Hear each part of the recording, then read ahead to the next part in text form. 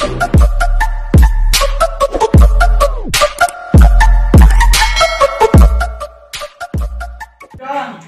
isang mapagpalang araw sa inyong lahat mga kababayan. Nandito tayo ngayon sa Batangas para kuhanin itong pangbinta nating pinya. Yun guys, nandito po tayo ngayon sa El Rancho Danilo Farm. Pakipalo po ng page El Rancho Danilo. Yun, ito ay andito po, makikita nyo. Sobrang dami ng pinya, oh. Iba-iba yung suka. Yan. Ito po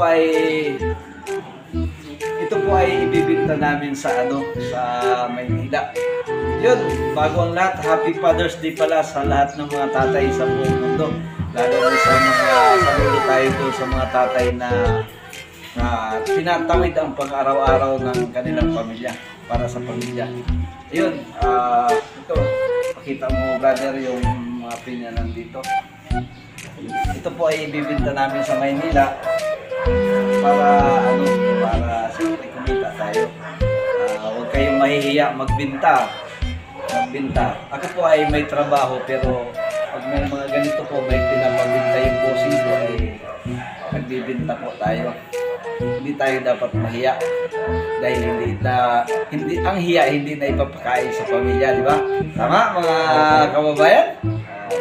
Yun, abangan nyo rin ang pagbibinta namin ito sa Manila, sa Quezon City.